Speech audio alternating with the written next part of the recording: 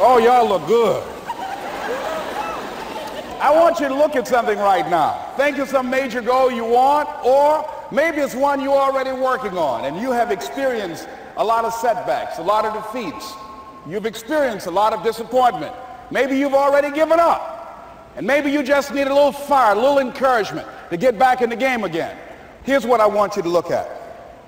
There are winners, and there are losers, and there are people who have not discovered how to win. And all they need is some coaching. All they need is some help and assistance, just a little support. All they need is some insight or a different strategy, a plan of action to make some adjustments that will open up the key to a whole new future for them, that will give them access to the unlimited power that they have within themselves. That's all that they need. So what I want you to do is think about something you want for you, that's real for you, that's important for you, that will give your life some special meaning and power. And I don't even want you to say, I can do that. I don't want you to assume that. See, 5 years ago when I started out in this area, I would not have been able to make the mental leap that I would be up to where I am right now. I don't want you to begin to just psych yourself out. No. I want you to be able to say something to yourself that will enable you to maintain a level of integrity with yourself. That when you say this, even when you face tremendous setbacks, it will be a benchmark to keep you in the game, to keep you moving forward and experimenting and readjusting your strategy and your plan of action, continuously looking for ways to win. So what is that something? When you got an idea you want to move on, you might not have the money, you might not have the education, you might not have the support or the resources you need. What is that something that can keep us going, that will enable us to act on our dream? What's one of those keys that will begin to help us to discover the secrets to our dream? Here's what I want you to repeat after me, please, with power and conviction. Say, it's possible. It's possible. That's all I want you to do when you look at your dream. Just say to yourself every day, it's possible. Just say that every day to yourself, it's possible. Because what does that do? See, it begins to change your belief system. See, the way in which we operate, ladies and gentlemen, it's a manifestation of what we believe, what's possible for us. Whatever you've done up to this point, all that it really is a duplication, it's a reproduction of what you believe subconsciously that you deserve and what's possible for your life. Most people operate out of their personal history, out of their memory, things they have done, things they've experienced, things they've seen, things that they have observed. What I'm suggesting that you operate out of a larger vision of yourself. I want you to see yourself doing what you want to do, experiencing what you want to experience, having what you want to have, doing what it is that gives your life some meaning and value. Operate out of your imagination, not your memory. Because whenever you look at where you want to go, I'm wanting to warn you, you will have some conversation back here after you go through the data that you've experienced in life saying you can't do it. And so what you want to begin to do is ignore that inner conversation. Well, most people, ladies and gentlemen, when something happens to them, what they do is they begin to believe that that's the way it is. That's the way it's always been. And they can't see the possibility of it being any different. Example, before April 1954, the common belief, the universal belief, because it had been tried again and again and again and people had failed, the belief was that man was not physically capable of breaking the 4-minute barrier, that he could not run a mile in less than 4 minutes. That was the belief on the planet. It had never been done. But here's what happened, ladies and gentlemen. Roger Bannister came along, and he broke the 4-minute barrier. Now here's what's significant about that. Since that time, up to this day, over 20,000 people have done it, including high school kids. What changed? 20,000 people, what changed? Here's what happened when they got on the track. They knew it had been done. And because they knew it had been done, there was a new belief about this barrier, about this goal that was unreachable. And those 20,000 people got in the race believing, knowing in their heart that someone had done it, that it's possible, that they could do it. And I'm saying that if you know anybody that had some goal, some dream, something they wanted to do, and they did it, then I'm saying that you know in your heart that if someone has done it, then you can do it. It's possible. And that if someone can make their dream become a reality, that it's possible that you can make your dream become reality. And so as you begin to look at where you want to go, beginning to embrace that, it's possible. I'm blessed and highly favored. I've got a lot going for me. I got some good stuff in me. And it's possible that I can bring my greatness out here in the universe. That I can do what I want to do. It's possible I can write my own book. I can have my own business. I can take the trip and travel around the world. It's possible. I can bounce back from adversity and reinvent my life. It's possible. Regardless of where I am, the things can get better for me. It's possible. I'm thinking about two men right here in Chicago who were fairly successful, similar background, educated. They worked for a corporation for many years, and they were among many people that were laid off. Two guys who were very good friends. One went out looking for a job for several weeks along with the other one, and they faced disappointment and rejection again and again and again. They couldn't find any work, which is the story of many people across this country. One guy stopped. He became discouraged. He stopped going. He stayed home looking at television, became very argumentative and toxic with his wife, drinking beer, getting on the phone, talking to his other negative, unemployed friends. And he just gave up. The other guy kept looking for a job everywhere he could go. Every time he could get an opportunity, kept asking people, networking, checking the newspapers every day. Kept going everywhere he could, trying to find a job. You have too much education. You're overqualified. You won't be here long enough. He kept going. He kept going. He went to a place and said, look here, I tell you what, if you can't hire me, and I know you can use my talents, abilities, and skills, I don't want to sit home and do nothing. Just let me do some volunteer work. You don't have to give me anything, all right? I just want to work. I want to be busy. Guy said, okay, it's on you now, but don't expect me to give you anything. It's okay. This guy came in and worked. He was the first one there. The last one to leave was the best employee there. About 4 weeks later, one of the top managers quit. They were looking for a replacement. Guess who they selected? This other guy. This guy who was volunteering his time. He got the job. What was the difference between the two men? Eyesight and mindsight. Eyesight is judging on what you see, judging according to appearances. But mindsight is how you interpret what you see. One guy said, it's not possible, it's over, I'm finished. I can't do it. I can't make it. He surrendered. I've faced rejection again and again. I'm not going anymore. There are no jobs out there. But this other guy, he felt that in spite of the no's and rejections, in spite of how bad the economy is, in spite of what the newspapers are saying, that it's possible that somebody somewhere will give me a job. He just kept going, thinking it was possible. And guess what, ladies and gentlemen? That's what we have to do with our dreams. Because things happen to you in life that you can never, ever anticipate. And many times when those things happen, you want to give up.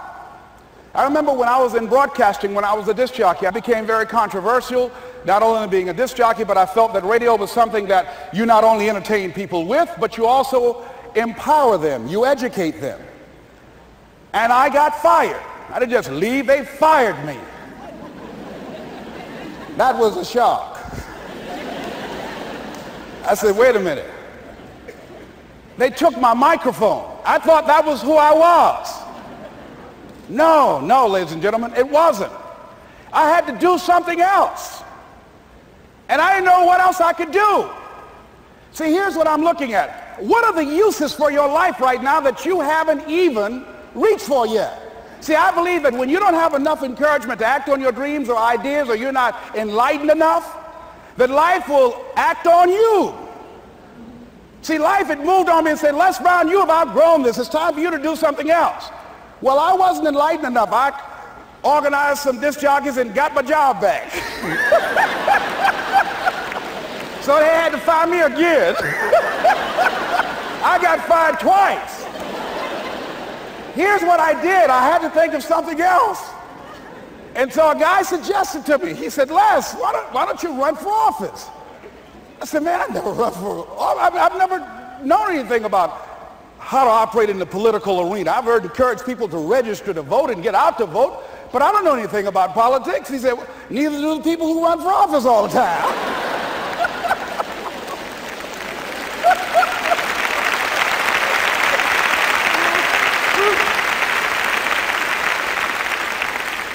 So I ran. Now here's what I'm suggesting. I ran. You got to do what you can where you are with what you have. I didn't have any money. I didn't know anything about the political process. I didn't even have any support. But here's what the guy told me. It's possible you could win. That's all I had. I was running against an endorsed candidate. He was an incumbent. He had the newspaper support, all of the leadership in the community, and I was challenging this guy. So I had a saying when I was on radio, stand up for what you believe in because you can fall for anything. And I would go door to door. I have my kids on one side of the street. I would be on the other, and I'd knock on doors. Hello, my name is Les Brown. Tell everybody I'm still standing. They get on the phone. Child, Les Brown was to my house today. You know the boy on the radio with the big mouth? Yeah, they fired him, honey. Say he's still standing. See, I'm saying just keep moving. Don't start feeling sorry for yourself. Don't spend time blaming and talking about what happened to you. See, whatever you talk about, that's what you multiply and expand in your life experience. So don't talk about stuff unless you want it to keep on happening to you, all right? So I got in that kind of action.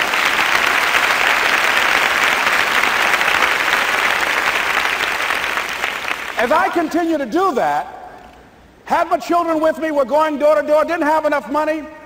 Eventually, we got close to the election and something happened that really surprised me. Guys who I thought were going to either support me or stay out of it, various powerful community leaders, they became involved in it and they endorsed my opponent. I felt devastated. Now that's going to happen to you when you're working on your dream. Things are going to happen that's going to catch you on the blind side. That was shocking to me.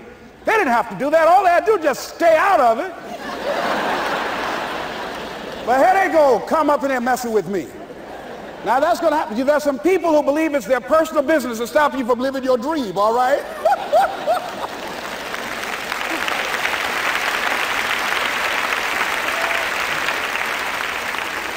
But I didn't deal with that. You want to make your dream come true, you got to stay focused. Some people rather get even than get ahead. Stay focused on where you want to go.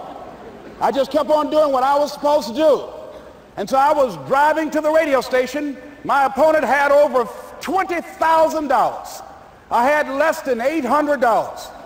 As I was in the radio station, the guy said, "You're going to make a commercial?" I said, "Yes." He said, "It better be a good one because that money can't go pretty far here." And I sat there in the middle control room and I was thinking. And here's what happens when you get still. Stuff will start coming. Something said, "Call your mama." You used to talk about your mother on the air all the time. Ask her to say a few words for you. That'll be a different kind of political spot. So I called my mama. And I had a gospel record playing in the background.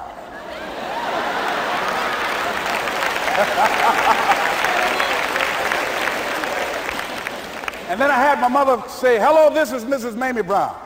When I raised my sons, I raised them to be good children. When they got out of hand, I beat their behind and made them go right. Please vote for my son. He's a good boy."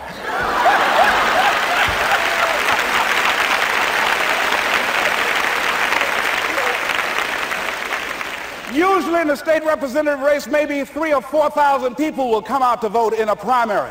In that primary race, over 27,000 people came out and voted and said, "I'm voting for Les Brown because his mama said he's a good boy." I won, ladies and gentlemen. I won.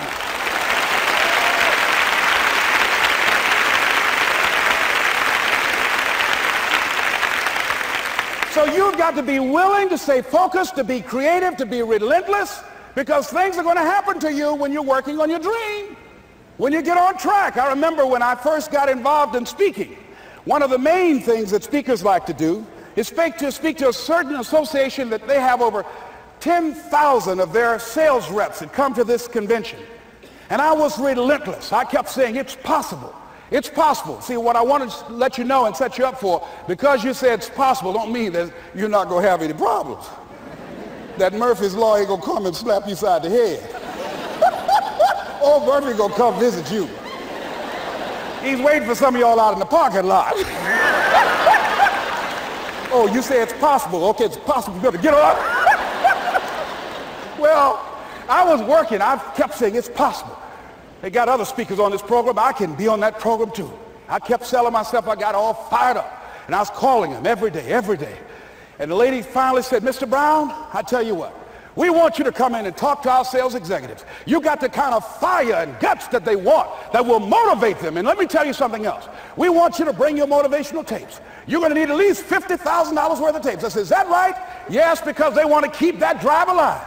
I said, all right. I called the guy to duplicate my tapes. I said, Don, how you doing? This is Les.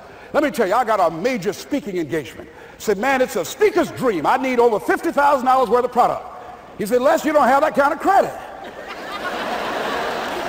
I said, I know, but Don, I can sell that. Just right after speaking engagement, I'll give you your money in 4 days. He said, are you sure, Les? I said, yes, man, I got a major speaking engagement, and they told me to do it. He said, man, that's a big order. Let me talk with the lady with you. I said, hold on just a minute, man. Call the lady back. Hello, Evelyn, how you doing? This is Les Brown. I got Don on the phone. What did you say? Do I have the speaking engagement? Yes, you do.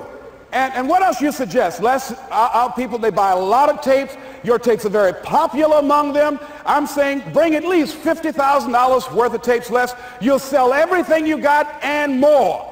I said, did you hear that, Don? He said, yes. I said, now, if anybody else has to make a decision, are you the final person? She said, I'm the final person. I will send you the contract. I want you. I said, you hear that, Don? He said, yes. I said, oh, ye of little faith.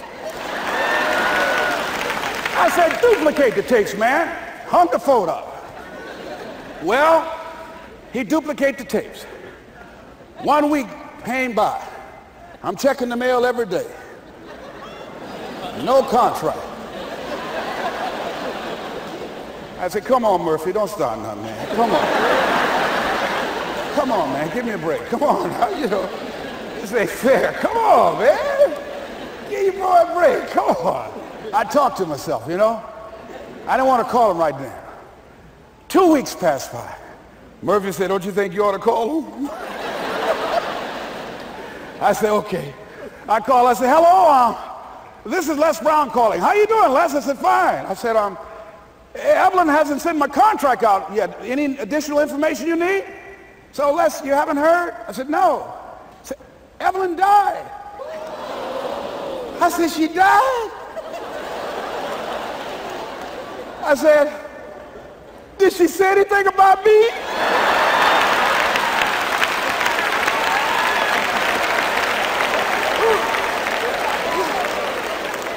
When I got home, I was so wiped out. And Murphy was in the house waiting on me. Murphy said, is it possible you want to listen to some of your tapes?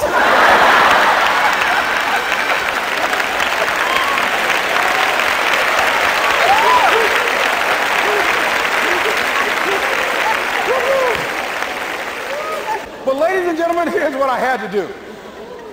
I had to begin to focus on what was the solution. That this was not the only place that I'll be able to sell those products. And as I began to challenge myself and got some help and support and some other input, I eventually did. It took longer, but it was challenging.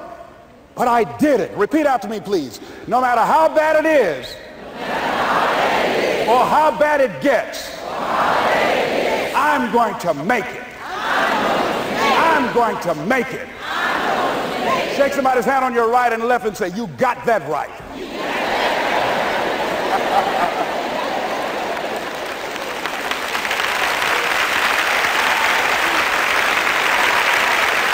Repeat after me, please. It's possible. It's possible. I can have my dream. I can get what I want. I must be creative. And never give up. Now, let me share something else with you, ladies and gentlemen. When you know within yourself that there's something you want to do, and I believe that all of us were born with a purpose, that all of us have something that we are supposed to do, that all of us have some goodness within us, and that goodness gives us a responsibility to manifest our greatness. And when you know that, you can feel it in your guts, and you know that you're deliberately operating below your potential, you've gotten comfortable, you stop expanding, you stop stretching, you stop challenging yourself. Let me share something else with you. Not only is it possible for you to have your dream, but it's necessary. It's necessary that you have it, that you work on it, that you develop yourself, that you go for what is yours in the universe. I have a friend that at the beginning of the year I was in Los Angeles giving a speech, and I do a seminar teaching people how to become involved in the speaking business, and also one called Speaking with Power, teaching people how to begin to develop their communication skills. And this friend, I said, I want you to work with me. I called her up. She said, Les, are you sure I can do it? Sure you can.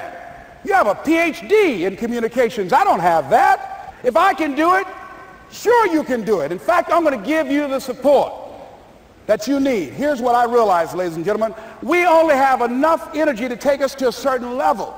But it's necessary that we assemble ourselves with other people who share our vision, other people that can see it for us, to give ourselves a home court advantage.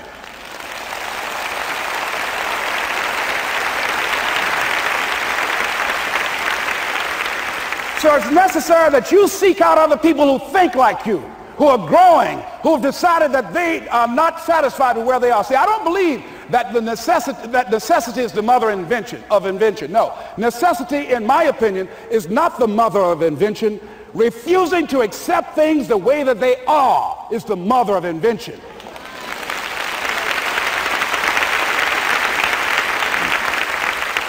When you decide, I'm not going to settle for this, this is not going to be it for my life, I deserve more than this.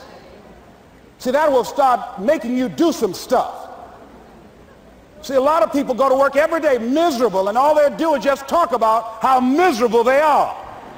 But they don't do anything about it. So I was telling her that I knew she hated her job with a passion. I said, you can do this. You got more going for you than I have going for me. And we've been going through this for years, ladies and gentlemen. She'd been to my seminar speaking for a living. She brought her husband, and that was one of the major problems that I realized that happened in her life. He couldn't see it for her. So you got to make sure that you have people in your life that can see it for you, that will encourage you. Non-affirming relationships can hurt you.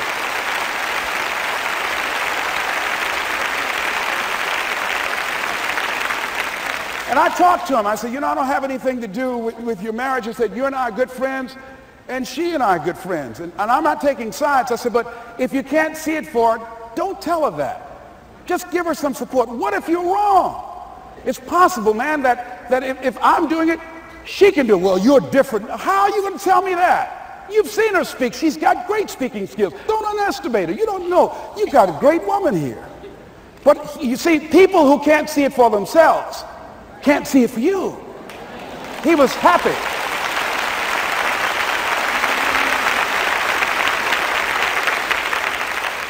So I said, will you do it with me? I said, I'm going to give you the support you need. You can't do it by yourself. I will stand with you. She said, you will? I said, yes. I'm going to make you a part of my seminar. You'll do a part of it, and I'll do a part of it. Speaking with Power. She said, okay. 3 days later, ladies and gentlemen, I got an emergency call at my office. It was from her husband. He called and said, tell Les Brown that Marion is dead. I said, oh no. When I was flying there to go to the funeral, and I remember the last time that I saw her, and I had some of her papers that I had gotten inadvertently confused with mine, and I took them home. And I was searching through these papers to do one of her works. She was a prolific writer. And what got me, what was so sad that made me begin to cry, was that there were poems that she had started that were profound poems, great thoughts that she didn't complete. Plays that she had started that she didn't complete. See, that poem was given to her. I can't finish that for her, nor can you. That play, whatever the outcome that she had envisioned, that she had imagined, was given to her. Only her. And she's the channel that was going to come through. You are here, and you are the vessel, you are the outlet for the universe. That you've been selected. There's something for you to do. I believe all of us have some purpose for being here. And as I was going to the funeral, and I was reading a newspaper that said that millions of people are dying because of what they're eating, talking about their diet. And I'm sure that it was Marion talking to me, whispering, saying, Les, the next time you speak, say that even more are dying because of what's eating them.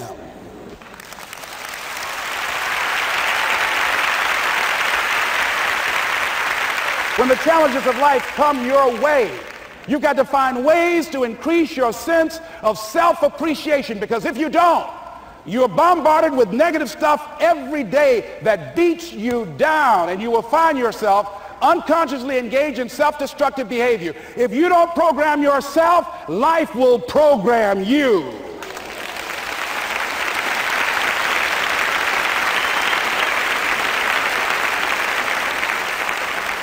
So you want to have an agenda for your life. It's necessary that you have some direction for your life. A friend at the National Speakers Convention gave us a presentation, and it really struck me. He was talking about when he was traveling across Europe, Warren Gresham, and he said at different points soldiers would wake them up on their journey and ask him the question.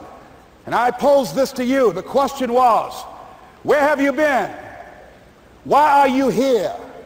And where are you going? And that's what I ask you. Where have you been? Where have you been up to this point? You look at your life. You look at what you produce. Is it giving you what you want? Are you living on purpose? Are you living your dream? Are you acting on your ideas? Are you doing all you can do? Have you gotten comfortable?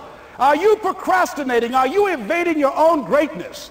Are you surrounding yourself with people that can nourish you? Are you challenging yourself? Are you experimenting? Are you learning something different? Is your life an adventure, or is it boring? Where have you been? Why are you here? What brought you here? Investing the time, the money. What brought you here? And where are you going? What is it that you can get out of this session, out of this lecture? That when you leave here, rather than this just being a spectator event, that you got some idea, some dream, that you might have to go back and brush it off and look at it again and say, I've got to do this. This is my stuff. This is what I'm supposed to do. This is why I showed up. Where are you going with your life? What decisions are you making right now as you look into the future? Are you experimenting to find out what other talents and abilities that you have? See, we're in a time right now. The day is gone where you could just go to college and get out and get a job and work 30 or 40 years with job security and retire with a gold watch. The gold watch days are gone. Brand new day. Party's over. So now you have got to be multi-talented and multi-skilled. You've got to use all your stuff. You don't know what else you can do. I didn't know I can do what I'm doing right now. It's necessary that you stretch and challenge yourself and say, let me see. I start out as a trainer. I'm a trainer. That's what I am. That's what my expertise was in. And then I decided, let me see, can I speak? And then I discovered, hey, I can do that. What if I hadn't tried to do that and just been satisfied with just being a trainer, with a limited vision of myself? And then after training, and then I said, well, maybe I can go into business for myself. And I started speaking, going into business for myself. Well, maybe I could train other speakers and teach them how to go into business for themselves. See, you want to have a backup plan. You want to have other strategies for yourself. In case this doesn't work out, you got something else going over here. You don't want to ever put yourself in a situation where you have a limited vision and you're only using a limited amount of your talents, of your skills, and of your abilities. And I'm saying to you, it's possible you've got some talents, some ideas in you, your ability to do some stuff that you haven't even discovered yet. And I'm suggesting that it's necessary that you get outside of your comfort zone. It's necessary that you develop some new relationships where you can learn from people. It's necessary that you do reading, that you do research. It's necessary, if you're already involved in some business, that you don't be satisfied with where you are. If you want to make it today, it's necessary for you to constantly look at ways of getting better. Not only is it possible for you to have your dream, and it's necessary for you to challenge yourself to go after it and get better and leverage relationships that can help you get to where you want to go, but it's you. The major key to your reaching your dream, your living up to your greatness, your making your contribution is you. If the economy is good, fantastic. If the banks are loaning money, that's great. If people are positive, that's great. You don't have any opposition, that's great. But the major key to your making things happen in your life is you. When I wanted to get on public television, you know, they told me, you can't do that. So wait a minute, I've seen these other people on. It's possible I can get on. Leo Biscaya, John Bradshaw, it's possible. Wait a minute, excuse me, hold on, time out. Let's be realistic. Come on, be logical. I said, well, wait a minute, why can't I do it? Well, let's look here. Think about guys who have credentials, all kind of credentials. You don't have any college training. They're not going to put you on television. Give me a break. I said, thank you for that. God love you, and I'm trying. And went on about my business, you hear me? Let me tell you something. What people think about you and the possibilities for your dream is none of your business. That's their business.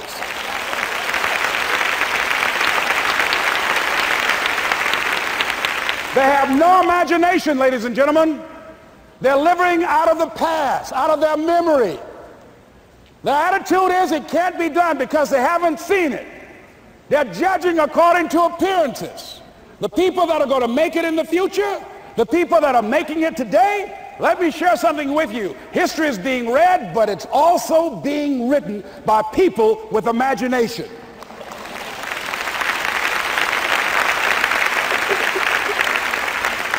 So I went to the next mode, necessary to start talking to people and seeking and asking for what I wanted and leveraging relationships and trying to find out how do the people do it that went ahead of me? How do they do it? And then what is it I need to do? How is it I need to train myself, to develop myself? What's the resources that will be required in order to make it happen? And as I start seeking out and asking questions, I started running into people that I know someone who can help you do that. And they help me get connected with those people. Remember, we have so much energy that can take us so far. It's necessary that you hook up with some other energy that can take you to the next level. I hooked up with them. They said, let's go. I said, away we go.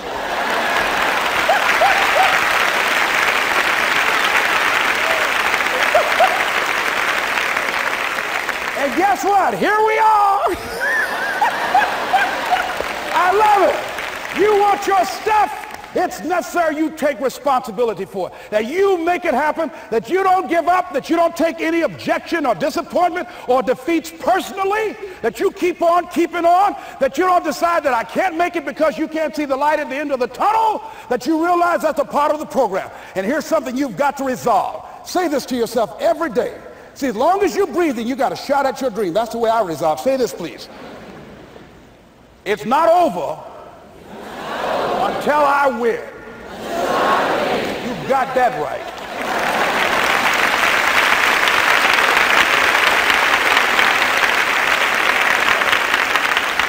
It's not over till I win.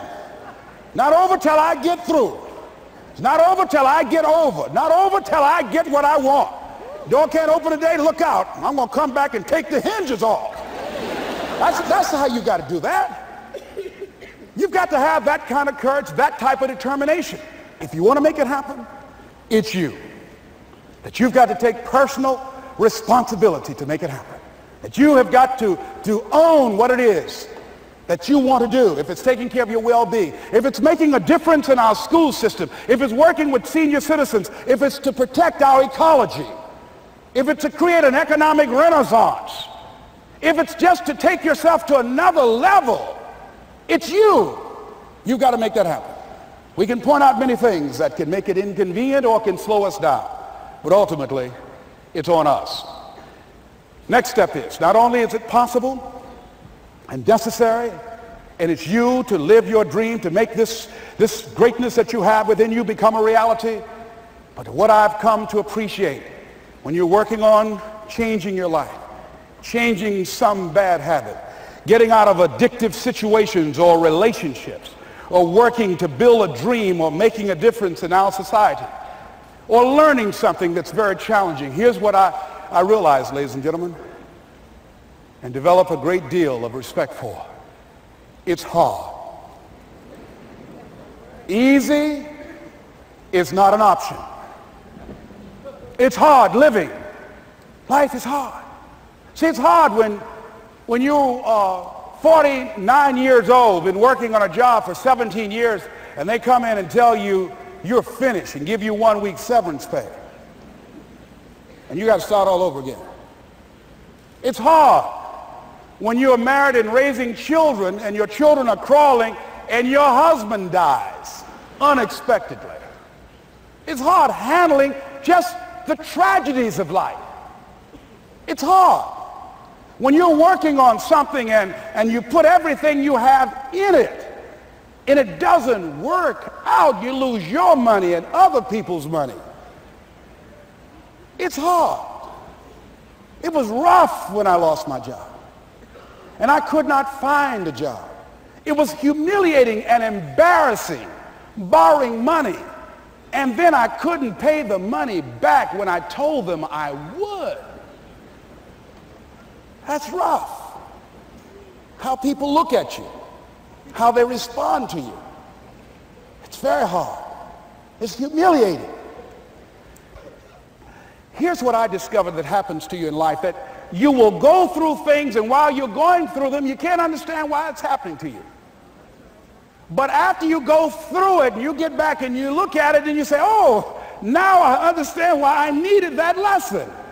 Have you ever happened to you? Raise your hand. Has it ever happened to you that I couldn't understand it then, but after I got through it, then I saw that that was preparing me for bigger and better things.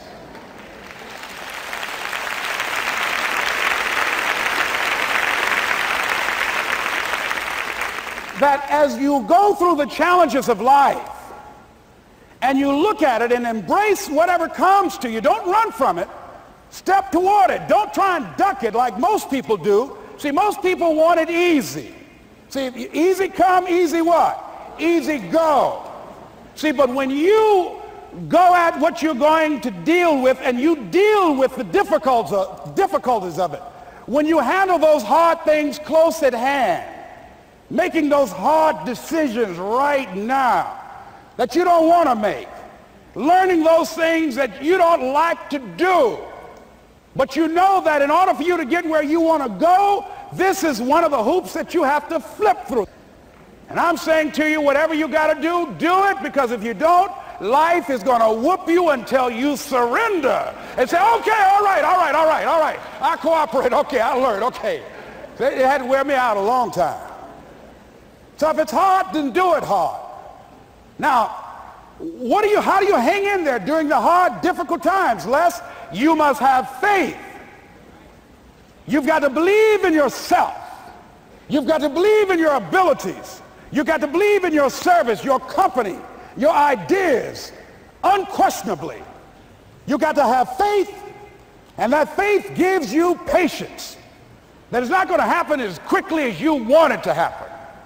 A lot of things are going to happen that will catch you off guard.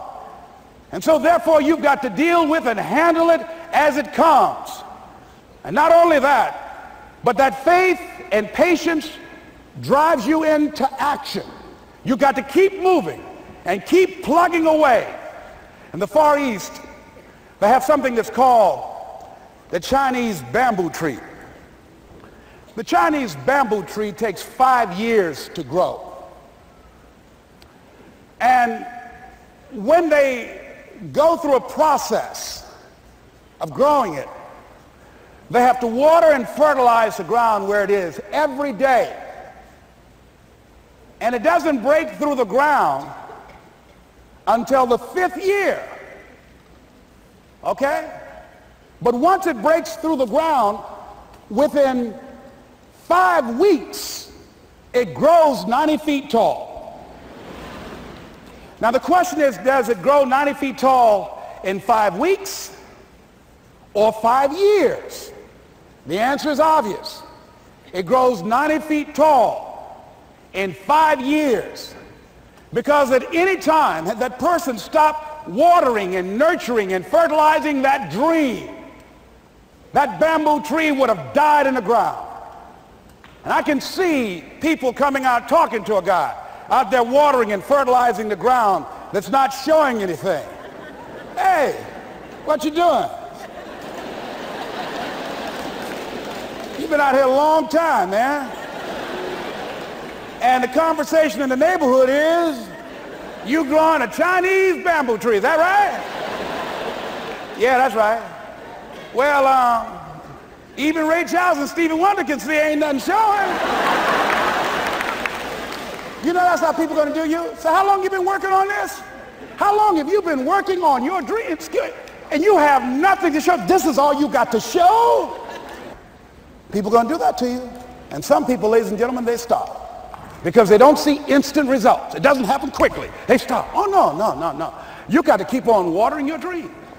And when it began to happen, they stopped laughing. They said, look. Whoa, look here. Look how, hey, man, you know, I know you can do it. Look here, you got a job here?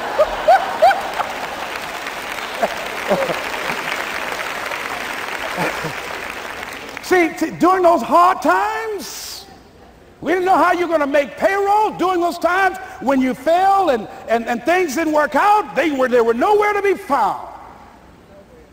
But you know what I discovered? When you're working at your dream, somebody said the harder the battle, the sweeter the victory. Oh, it's sweet to you. It's good to you. Why? See, when it's hard and there's a struggle, see, what you become in the process is more important than the dream. That's far more important. The kind of person you become, the character that you build, the courage that you develop, the faith that you're manifesting. Oh, it's something that you get up in the morning, you look yourself in the mirror, you're a different kind of person. You walk with a different kind of spirit. And people know that you know what life is, that you have embraced life. You knew it was hard, but you did it hard.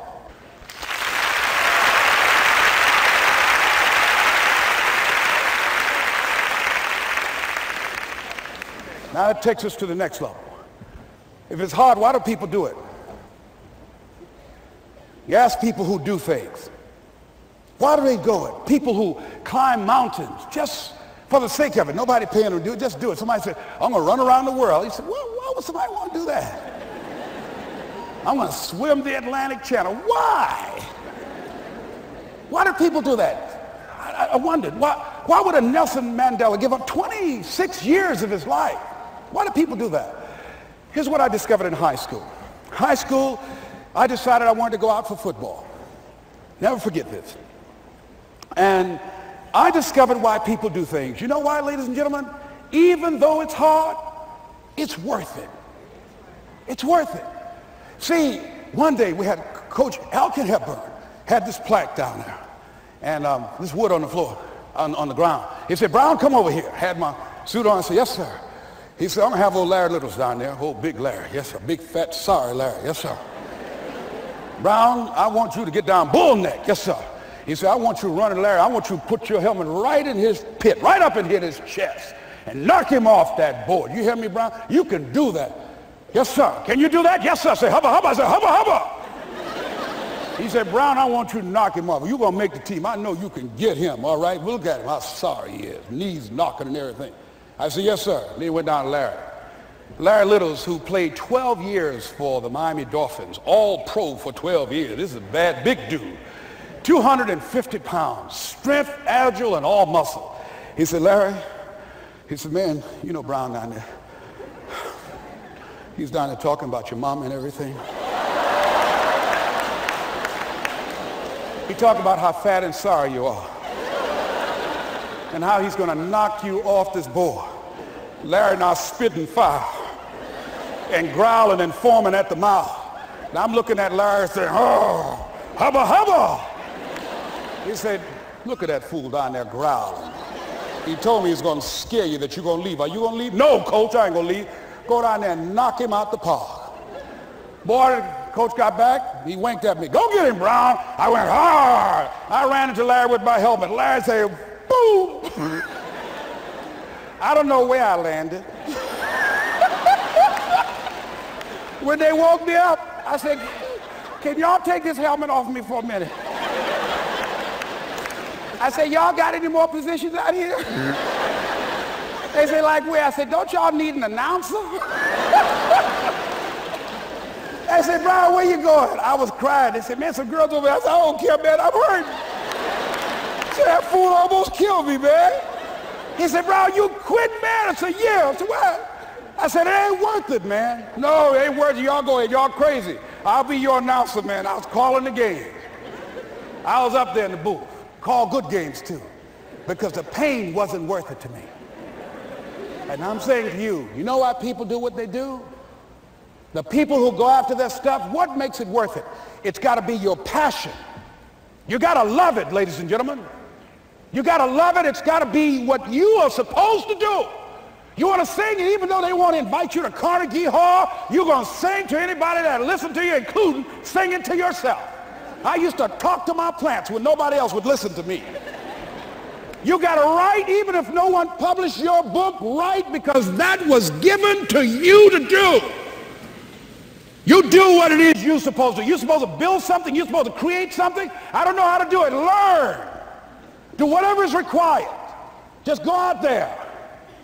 It's possible you can get what you want. It's necessary. If you want it, you got to go into action. You got to be willing to experiment. You got to be willing to fail and to succeed. You got to be willing to form and to develop new relationships. It's you. It's on you. You got to make that happen. Nobody's going to bring it to you on a silver platter and say, here's your dream manifested. No, it's hard. Yes, it's hard. It's difficult. Yes, right. And it's worth it.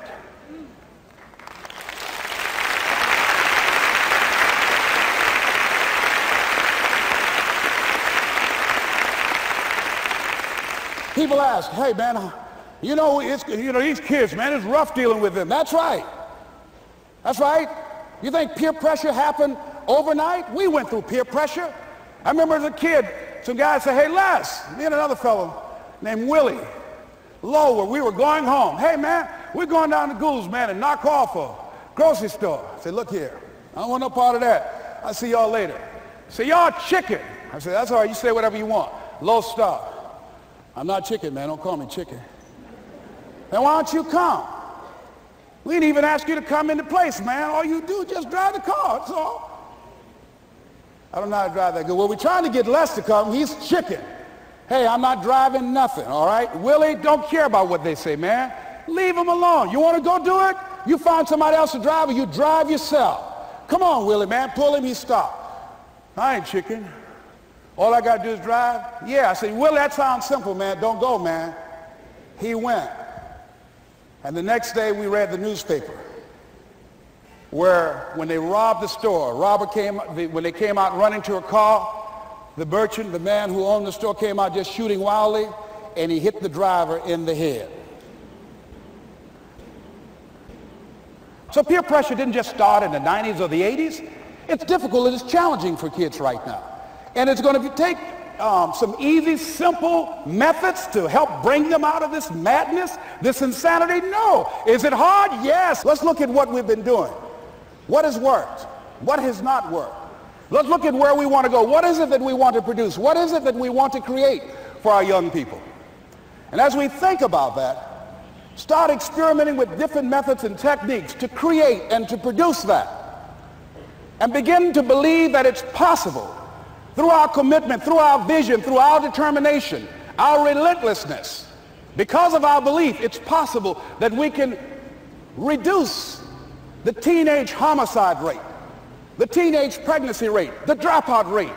That it's possible, looking at what kind of world are they going to be in. As we look at the global economy, that as we begin to use our collective will and genius and resources It's possible that we can create an educational system that not only will test their minds with information and facts and figures, but will teach them how to think and be creative, and what does it mean to be a human being and to value human life, and how do you make relationships work? How do you bounce back from adversity? It's possible that we can give them a curriculum that will give their lives a sense of purpose and direction and meaning, and teach them how to begin to know and operate on a higher level of being, where they become assets to our society rather than liabilities. What if we leave here with that kind of consciousness that it's possible, as opposed to saying we have to write this generation off, that it's possible that we were born for such a time as this and that, that maybe someone here has the idea or the method or some plan of action or an approach that can resolve many of the problems that we're facing with young people today. Whatever we have to do to save our children, it's worth it.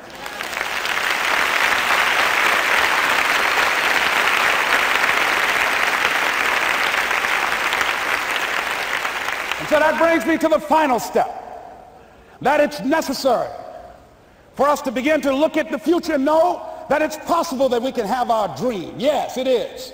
Other people have done it, then we can do it. We fail a lot of times. Well, a lot of other folks fail, and eventually they came back and they succeeded. So it's possible we can have what we want. And we know that we want to get it. It's necessary that we align ourselves with people that think like we do. It's necessary we get negative, do-nothing people out of our lives. It's necessary we never stop learning and growing and developing ourselves. It's necessary that we never give up. We know that it's you, it's me. It's being responsible for our stuff and deciding that we're going to keep on keeping on, that we're going to find a way to win or find a way to make it happen. And we know it's hard. It's not going to be a picnic. Yes, it's hard, and we will do it hard. And once we do it hard and we go through it, we realize it was worth it. And once you discover it was worth it, it is done. It's done.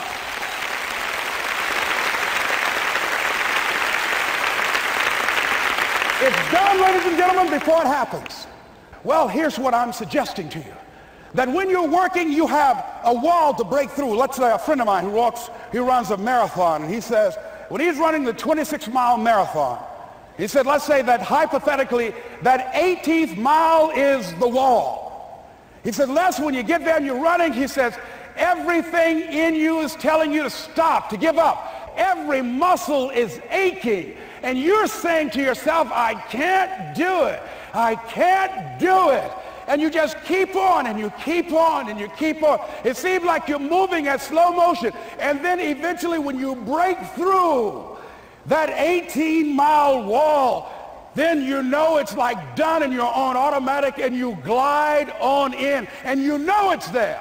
You know you're going to get to the finish line. And we've all had experiences where we were working on something and we knew it was possible. And we did those things that were necessary to bring it into reality. We took the responsibility to make it happen. Other people couldn't see it. A lot of people didn't believe it. You were attacked. You were criticized. People were opposing you, but you kept on doing it. It was hard. It was rough. It was difficult. But to you, it was worth it. And eventually you got to a level you know, can nothing stop me now. I'm on the move. I'm on the move.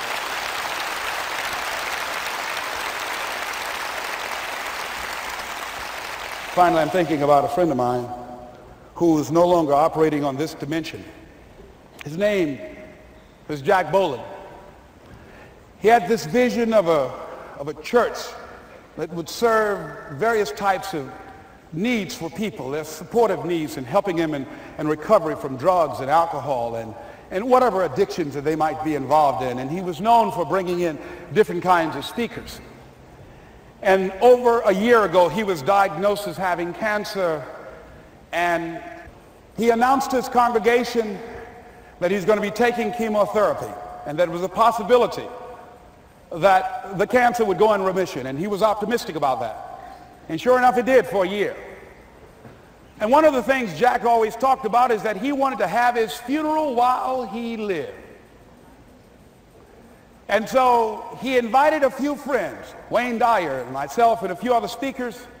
He didn't tell us why we were there, but once we gathered there, the church, they told us in the room that Jack is going to announce to the congregation, he's bringing his doctor up. The doctor is going to say that we felt we could keep it in remission. It's out of remission, and he doesn't have much time left.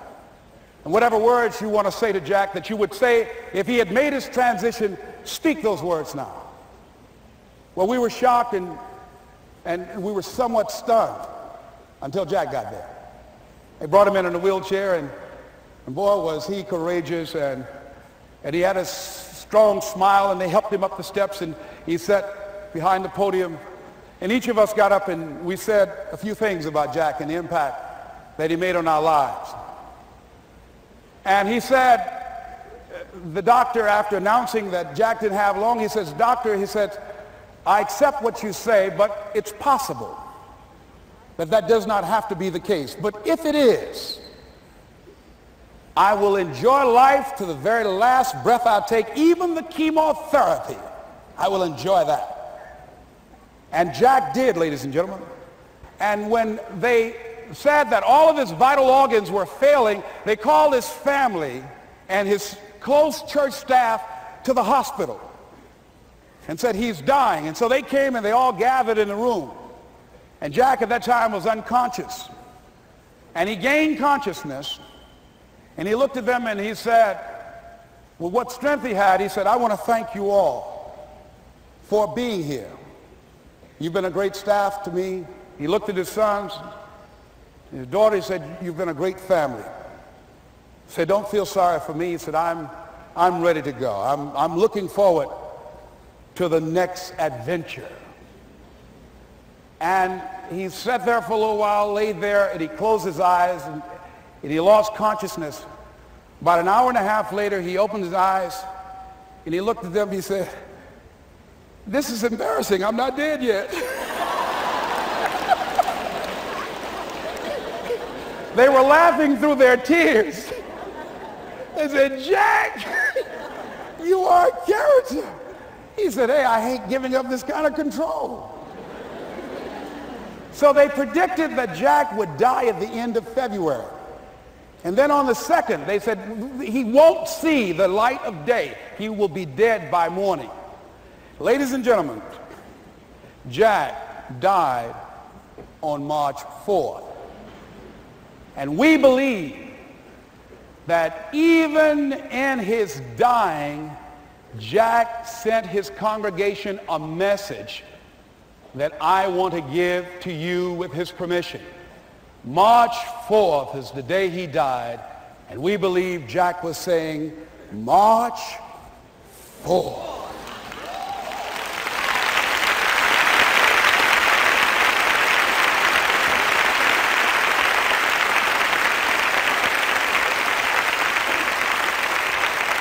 So I say, as you look into the future, while other people are giving up, feeling like victims, feeling powerless, becoming negative, turning on each other rather than to each other, feeling that they can't make it, be ye not conformed to this world, but be ye transformed by the renewing of your mind with the mindset of that it's possible that we can save this generation.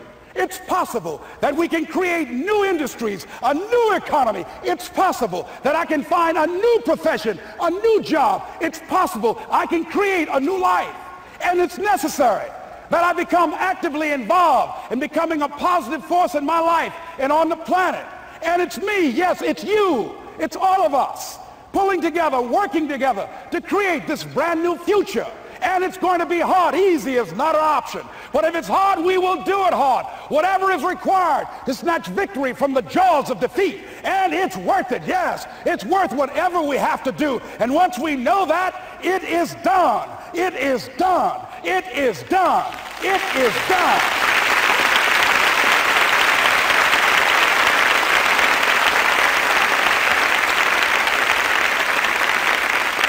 So I say to you, whatever your dreams are, whatever you want to do, in the spirit of Jack, March 4th. This is Mrs. Mamie Brown's baby boy, Leslie Calvin Brown, saying, "It's been a plum-pleasing pleasure as well as a privilege." Thank y'all here. Thank you. Thank you. Thank you. Thank you. Thank you very much. You're very kind. Thank you. Thank you very much. You're very kind. Thank you.